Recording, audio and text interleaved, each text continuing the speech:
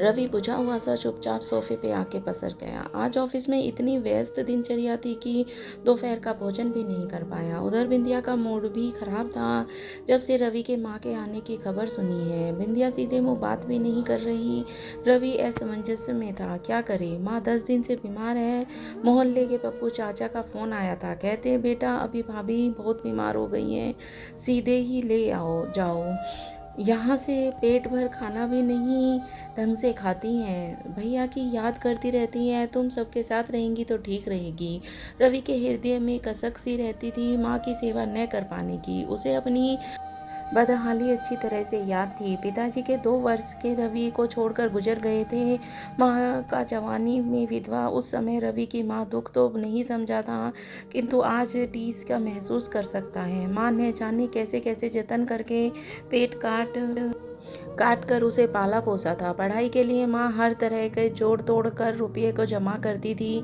एक गरीब विधवा के लिए कितना मुश्किल था, ये सब रवि की आंखें छलक आई। उधर बिंदिया का क्रोध जस का तस था। रवि उसे समझाने के उद्देश्य से उठा कि बिंदिया गुस्से में भरकर जोर से कहने लगी, अपनी माँ को चाहे जहाँ रखो, बस मेरे बस में नहीं है उनकी सेवा करना। रवि कहने लगा, बिंदिया माँ बीमार है, हम नहीं देखेंगे तो कौन देखेगा, और कौन उनका मैं नहीं जानती। देखो बिंदिया माँ आएंगी, यही मेरा फैसला है।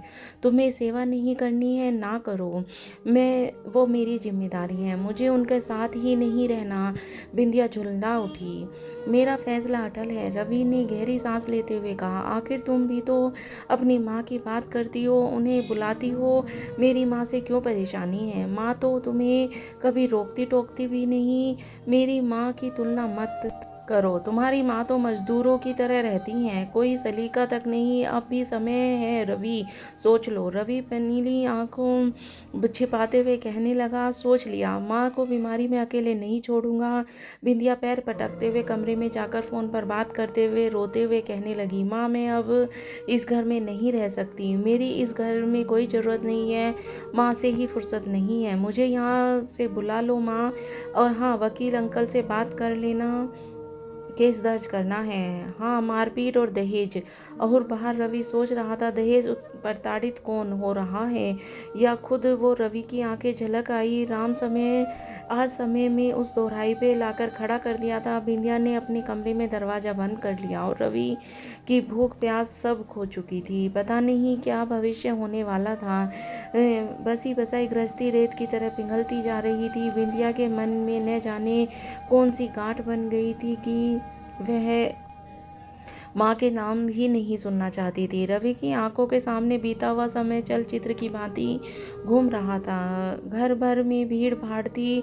आंगन में पिता का शव रखा था। नन्हे से रवि को समझ नहीं आ रहा था कि सब रो क्यों रही हैं, पिताजी नीचे क्यों लेटे हैं। बार बार माँ से जिद करता कि पापा को उठाओ, मुझे चॉकलेट लेने जाना है। माँ उनकी बातों को सुनकर बेतहाशा रोई जा रही थी। अपने बिखरे परिंदे घरौंदे के बारे में सोच सोचकर माँ बिलख रही थी। कभी रवि के कलेजे से भींच कर रोती, कभी बेसुध हो जाती। जाने कितने ही दिन माँ मृतप्राय सी पड़ी रही, किंतु अब नियति को स्वीकार करने के अलावा कोई विकल्प न था। धीरे धीरे माँ अपनी सामान्य दिनचर्या व्यस्त होने लगी, किंतु उनके भीतर का आनंद उल्लास उत्साह समाप्त हो गया था। जो बाकी था वो था अपने पति की धरोहर, उनकी स्मृति, यानी रवि को उन्हें संवारने और का संकल्प। उनके लिए अपने पति के प्रति निष्ठा में रत्ती भर भी कमी नहीं थी। नाते रिश्तेदारों ने लाख समझाया कि अभी उम्र ही क्या है, सारी उम्र पड़ी है, दूसरी शादी कर लो। लेकिन माँ के जीवन में बस एक ही मात्र तपस्या, माँ का प्रेम, बस रवि था। रवि ने में भी जीवन के सारे स्वप्न बसे थे। रवि का पालन पोषण में किंचित भी न टिकी। माँ का करुणा से भरा चेहरा आंखों में तैर गया। अपनी माँ की अन्य महिलाओं की अपेक्षा माँ जल्दी ढलने लगी थी। कभी लगता माँ की उम्र इतनी कम थी जब पिताजी गुजरे। कितने भी प्रस्ताव आए थे होंगे, चाहती तो अपने भविष्य सुरक्षित कर सकती थी, अपने बिखरे जीवन को नए रंग रूप से भर सकती थी। इतने त्याग, इतने संयम का यह फल जानती तो शायद आज माँ इतनी अकेली न होती। रवि की आंखें झलक आई अपनी व्यवस्था पर। रवि अंदर ही अंदर टूट रहा था, उसका मन जोर जोर से रो रहा था। जैसे तैसे कमी बसी में माँ बेटे ने समय काटा था। दिन रात मेहनत करके रवि को सरकारी नौकरी लगी थी। सोचा था संघर्ष के दिन शायद अब बीत गए हैं, अब सुख से रहेंगे, किंतु ईश्वर किसी न किसी के भाग्य में सुख लिखना भूल जाता है। रवि जानता था कि यदि बिंदिया ने दहेज का केस किया तो वह बुरी तरह फंस जाएगा और नौकरी जाती रहेगी। वो अलग, वो लाख अपनी सफाई दे, लेकिन बिंदिया के आंसू उसकी सारी दलीलों पर भारी रहेंगे। बिंदिया पहले भी कई बार केस करने की धमकी दे चुकी थी, तब भी माँ खुश रह पाएंगी। उसका नाम तो सबसे पहले लिखवाया जाएगा, चाहे माँ एक शब्द भी न कहें, और कुछ तो रास्ता निकालना ही होगा। और रवि मन ही मन कुछ निश्चय करके बिंदिया का दरवाज़ा खटखटाने लगा। बिंदिया, दरवाज़ा खोलो। अच्छा ठीक है, माँ हमारे साथ नहीं रहेंगी, अब बाहर आओ, मुझे बहुत तेज़ भूख लगी है। बिंदिया मेरी को मनचाही मुराद मिल गई। वह झट से दरवाज़ा खोल दिया। मुझे ज़रा ऑफिस के काम से अर्जेंट जाना होगा। 15 दिन की ऑल्फेटिकल ट्रिप है। तुम अकेले बोर हो जाओगी तो चाहो तो तुम प्लान कर लो, या अपने मम्मी पापा के पास जाना चाहो, जैसा उचित लगे देख लो। रवि नाश्ता करते हुए बिना किसी लाग लपेट के बोला। बिंदिया चौंक कर कहने लगी, अचानक से? अभी ही फ़ोन आया, अब क्या करें, बॉस का हुक्म है तो जाना ही पड़ेगा मैडम, लेकिन आप कहें तो। रवि शरारत भरे अंदाज में बोला। नहीं, कोई बात नहीं, मैं मम्मी पापा के पास कुछ दिन के लिए रुक जाऊंगी। रवि अपना बैग उठाए बस में सवार हो गया। बस अपने गंतव्य तक पहुंच गई। रवि बैग लेकर चल पड़ा। दरवाज़ा खुला हुआ था। हल्के हाथ से दरवाज़ा खोलकर रवि अंदर आ गया। माँ बरामदे में चारपाई पर पड़ी थी। आहट होते ही हल्का सा सिर उठाने की कोशिश की। कौन है? रवि को आया देख माँ की मुरझाई आंखें कुछ नम हो गई। कितने ही दिनों बाद रवि से मुलाकात हुई थी। रवि माँ को अपने साथ डॉक्टर के पास ले गया और उपचार प्रारंभ करवाया। बीमारी से बूढ़ा शरीर अत्यंत ही दुर्बल हो गया था। माँ को देख रवि के स्मरण हो आया, कैसे एक बार जब उसे निमोनिया हुआ था तो माँ 4 किलोमीटर तक पैदल ही रवि को गोद में लेकर डॉक्टर के पास गई थी। रास्ते भर माँ की आंखों से आंसू टपकते रहे। घर लौटते समय शाम हो आई। रवि कस्बे में एक ढाबे में खाना पैक करवा लाया। दोनों माँ बेटे देर रात तक बातें करते रहे। माँ चिंता व्यक्त कर रही थी कि बहू को झूठ बोलकर मेरे पास नहीं आना चाहिए था। रवि की माँ बीते समय की बातें करते रहे। आस पड़ोस के लोग को रवि के आने की खबर हुई तो मुंह अंधेरे ही किसी न किसी का आना जाना शुरू हो गया। सभी सलाह देते कि अब बूढ़ी माँ को अपने साथ रखो, खाना बनाना और घर के काम धंधे अब इनके बूते बाहर की बात है। रवि सभी की बात सुनता, लेकिन अपना कोई विचार प्रकट न करता। 4 दिन बड़ी हंसी खुशी से बीते। रात में रवि माँ से कहने लगा, चिट्ठी अब ख़त्म होने वाली है, अब और अधिक दिन रुकना संभव नहीं। माँ का मन भारी हो गया। बेबस हृदय से भावनाओं का वो तूफान उमड़ने लगा। जी करता था बेटे को गोद में छिपा आंचल से ढक ले, किंतु सैलाब के अंदर ही अंदर जब्त कर लिया। आंखों से 2 बूंद आंसू ही छलक पड़े। हाँ, छुट्टी भी कब तक की जा सकती है? बामुश्किल माँ के मुंह से आवाज आई। अपने कपड़े बता दो माँ, कौन से रखने हैं? रवि के बिना किसी लाग लपेट के पूछा। माँ रवि को ताकने लगी। मेरे कपड़े क्यों? आप भी साथ ही चलो, मैं अब अकेला नहीं छोड़ूंगा आपको।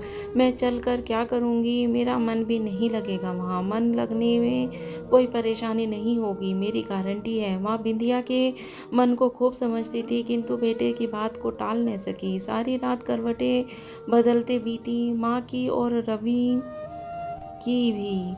लगभग 2 बजे रवि माँ के साथ घर पहुँच चुका था।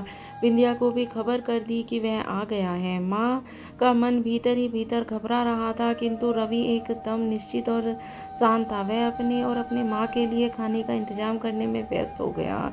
डोरबेल के बजने पर रवि दरवाज़ा खोलने गया और सामने खड़ी बिंदिया का मुस्कुराते हुए स्वागत किया। बिंदिया बैग लेकर बड़ी खुशी से बातें करते हुए अंदर आ रही थी कि ड्राइंग रूम में बगल वाले कमरे पर नजर पड़ी। ते ही अपने पैर जैसे जम गए और गुस्से में थरथराने लगी। वहाँ का हृदय आने वाले तूफान का संकेत समझ रहा था। वह और अधिक सिकुड़ कर बैठ गई। बिंदिया पैर पटकती हुई रवि के पीछे गई। रवि, तुम कहाँ गए थे और ये सब क्या है? पानी गटकते हुए रवि ने बेपरवाही से पूछा, क्या तुम अपनी माँ को ले आए? तो रवि बेरुखी से बोला, तुम्हें तुम्हारी माँ के साथ नहीं।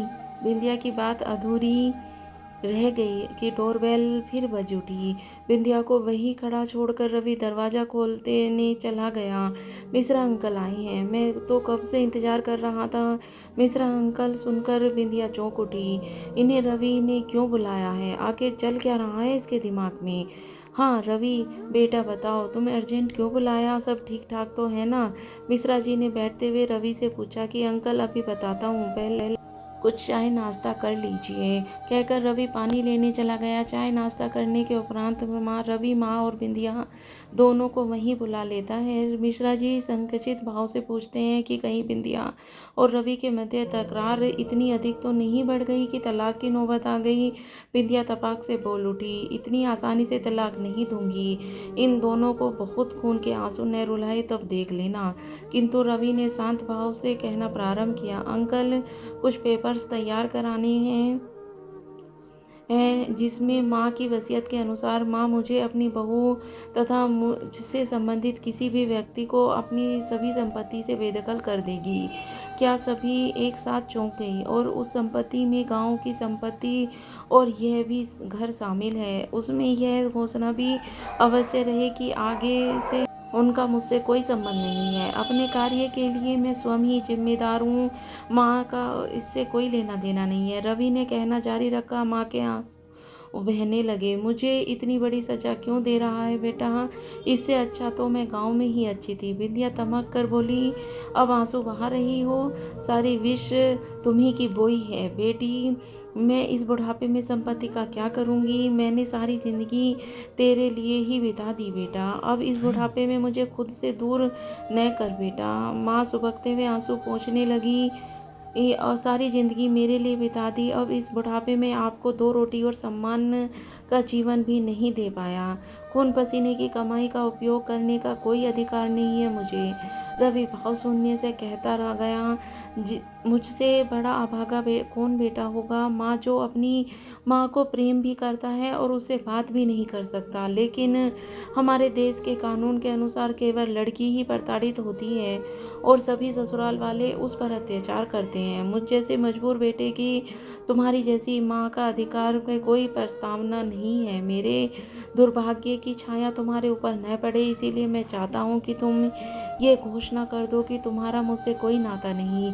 कहकर रवि शांत हो गया। मिश्रा जी का अनुभवी नजरें परिस्थितियों को भाप चुकी थी। उन्होंने भी ठहराव के साथ कहना प्रारंभ किया, रवि संपत्ति से बेदखल तो कर ही दिया जाएगा, लेकिन इसका कोई ना कोई वारिस तो नियुक्त करना ही पड़ेगा। जी अंकल, मैंने यह सब भी सोच रखा है। एक वृद्धाश्रम इस घर में बनाया जाएगा और माँ के न रहने पर भी यह घर एक वृद्धाश्रम ही रहेगा। और अंकल, मैं चाहता हूँ कि कागज़ आज या कल तैयार हो जाएं। सभी हस्तप्रभ से रवि को देखते रह गए। चलो बिंदिया, जो कुछ भी हमारी कमाई का पैक कर लो। अगर मेरे साथ रहना चाहो तो, अगर नहीं तो कोर्ट के रास्ते तो तुम्हारे लिए खुले हैं। मैं तुम्हारे हर फैसले को मानने को तैयार हूँ। और हाँ, मैंने अपना वादा पूरा कर दिया कि हम माँ के साथ नहीं रहेंगे। बिंदिया हंस पर रह गई। उसे इस तरह से पासा पलटने की उम्मीद बिल्कुल भी नहीं थी। मिश्रा अंकल ने रवि को सुझाव दिया कि 2-4 दिन सोचकर समझकर आपस में बात कर लो। कोई आपसी हल निकालना जाए तो बेहतर होगा। बिंदिया झट हामी भर दी, किंतु रवि जल्दी से जल्दी पेपर तैयार करवाना चाहता था। उसे भय था कि कहीं बिंदिया कोई नई समस्या न खड़ी कर दे। बिंदिया को तो सास के साथ रहना चाहती ही नहीं थी। संपत्ति छोड़ना भी नहीं चाहती थी और वास्तविक यह भी थी कि मायके में माँ को तो हर अच्छी बुरी बात में जोर समर्थन रहता था, किंतु भाभी के सामने बिंदिया अपनी बात नीची नहीं करना चाहती थी। वो तो बस रवि को डरा धमका कर अपना राज चाहती थी। लेकिन अब मामला बिगड़ चुका था। बहुत सोचने के बाद भी बिंदिया को कुछ समझ नहीं आ रहा था कि वह क्या करे।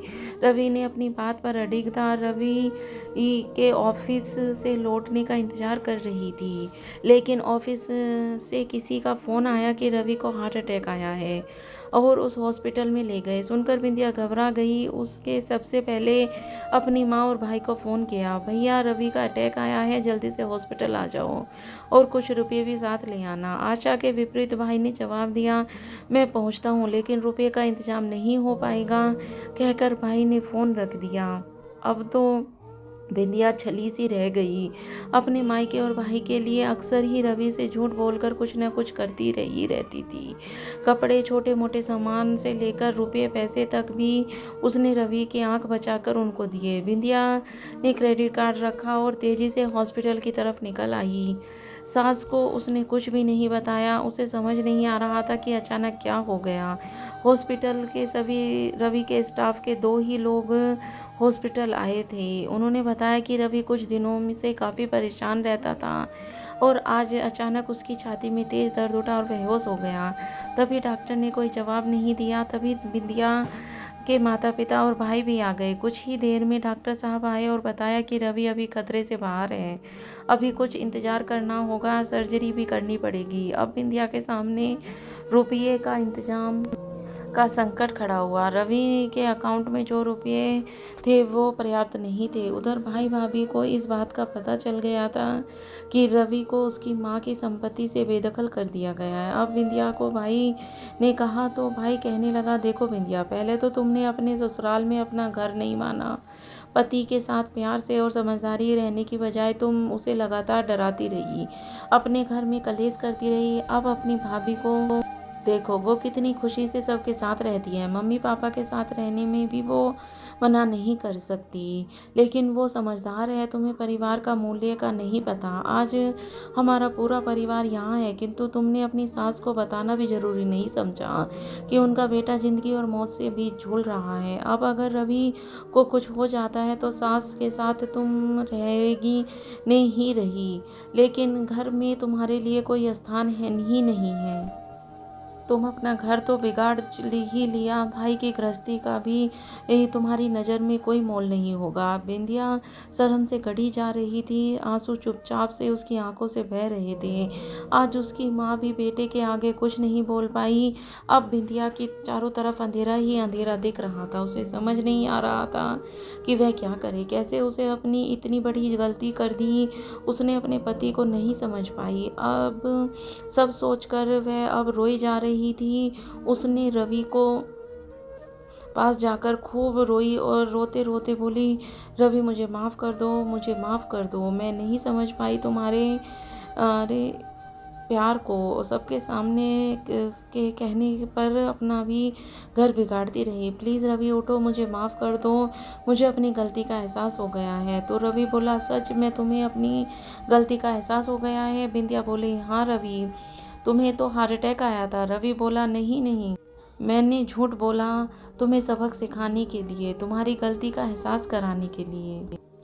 भगवान का शुक्र है आज तुम्हें अपनी गलती का एहसास हुआ और तुम्हें पता चला कि एक औरत का जब खुद का घर ही सही नहीं होता तो वह हर जगह उसे तिरस्कार ही मिलता है। बिंदिया बोली, रवि सच में मुझे माफ़ कर दो, मुझे अपनी गलती का एहसास हो गया है। रवि बोला, कोई बात नहीं, मैं तुम्हें माफ़ करता हूँ, लेकिन असली माफ़ी के हकदार तुम मुझसे माफ़ी मांगो जिससे तुम्हें गुनहगार हो। बिंदिया बोली, मैं कुछ समझ नहीं रही। रवि बोला, मेरी माँ, जब तक तुम्हें मेरी माँ माफ़ नहीं मिलेगी तब तक मैं तुम्हें भी माफ़ नहीं कर सकता। बिंदिया बोली, चलो फिर ना घर। रवि और बिंदिया दोनों घर जाते हैं। माँ अचानक रवि और बिंदिया को साथ देखकर चौंक जाती है तो बिंदिया बोलती है, माँ जी मुझे माफ़ कर दीजिए, मुझे अपनी गलती का एहसास हो गया।